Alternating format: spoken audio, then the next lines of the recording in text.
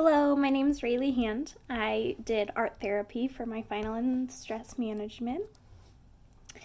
I have always loved art. I dabble in all sorts of art.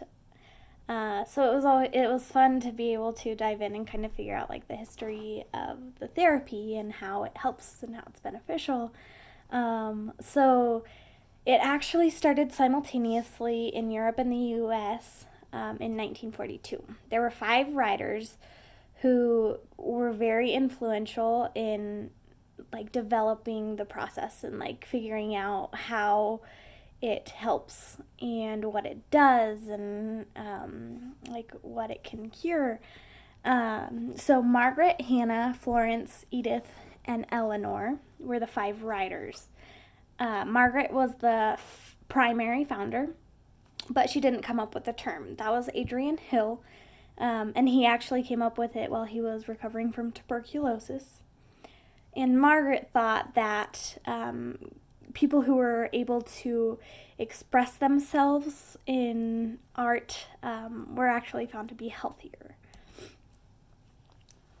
So the benefits are in all ages: kids, teens, adults, and the elderly. It can benefit everybody.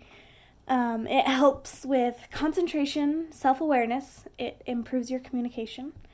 It also helps with anxiety, depression, PTSD, stress, substance dependency, ADHD, geriatric cancer, aging,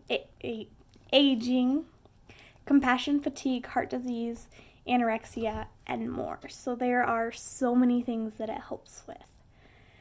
There are so many types of art therapy. Pretty much anything that you think is art can be art. It is really up to you how you depict what art is.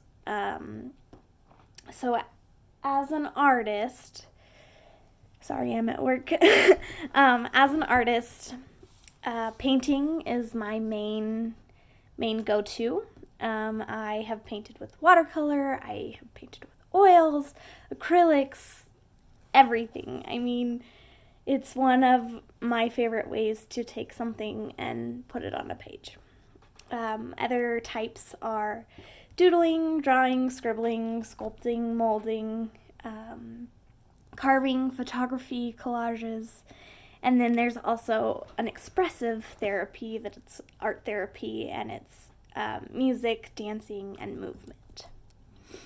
So there were a few quotes that I really liked that I was just like, I have to share these because they're great. So in one of the papers that I have the citation on my PowerPoint.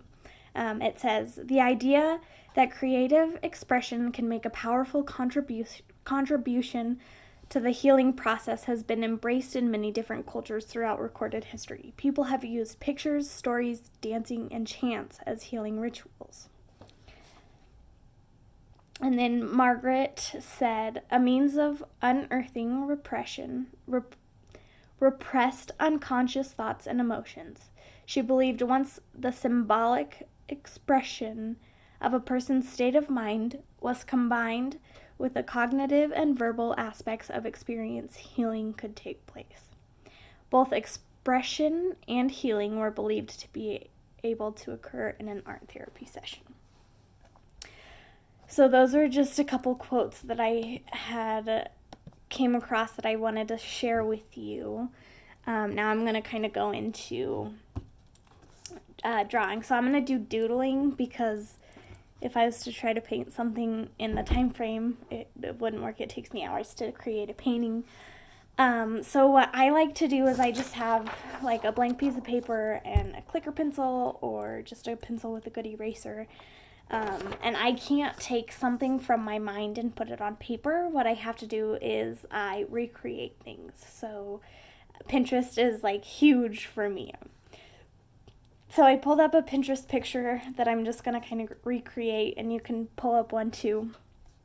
And then I'll show you like what I do.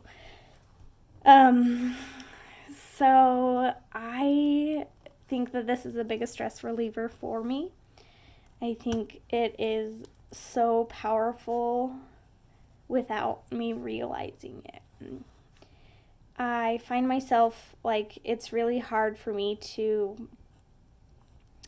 um, to find time, but I know that when I do art therapy, I feel so much better.